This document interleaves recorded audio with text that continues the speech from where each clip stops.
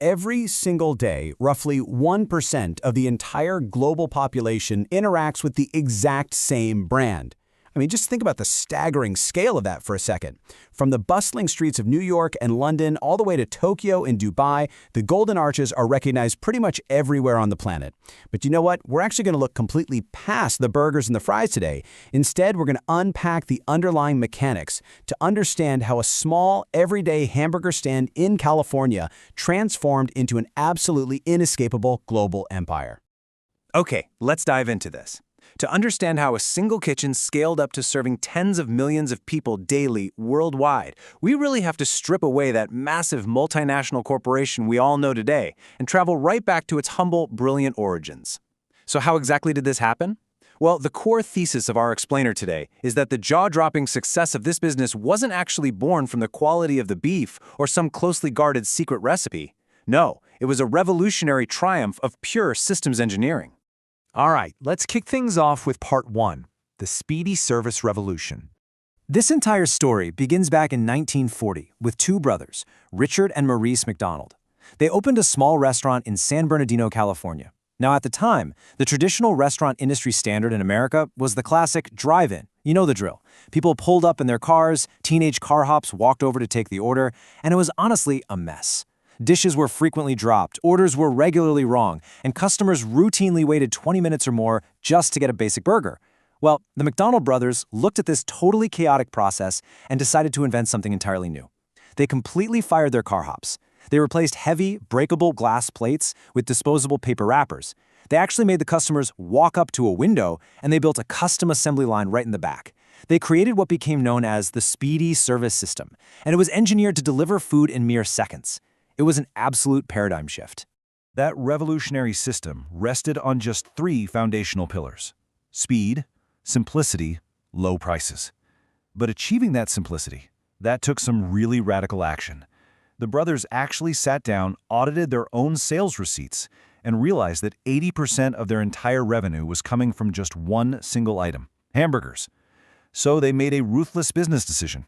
They slashed their massive 25-item menu down to just 9 core items. No complicated choices, no waiting around trying to decide.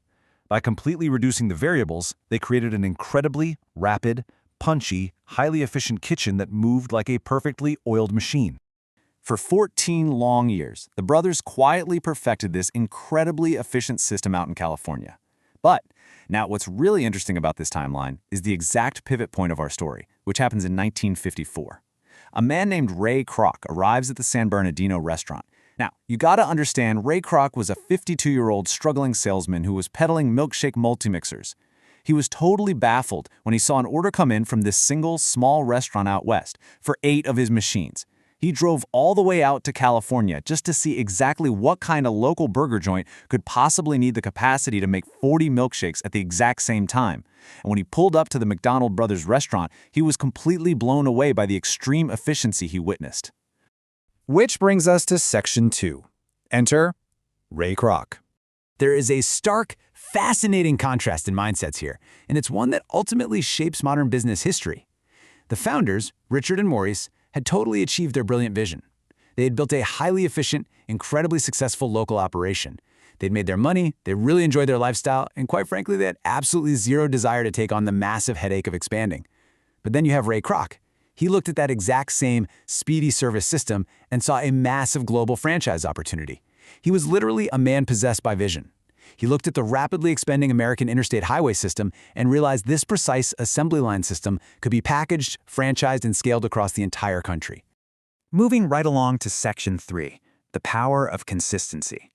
So Ray Kroc eventually purchases the company outright from the McDonald brothers, and he makes scaling the business his absolute ultimate crucible. But as we know, scaling requires control.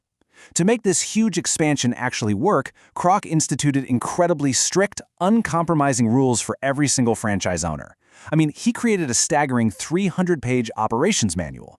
This manual dictated that every single French fry had to be cut at exactly 0.28 inches thick. No joke. It dictated that exactly a 1/4 ounce of onions went onto every single burger.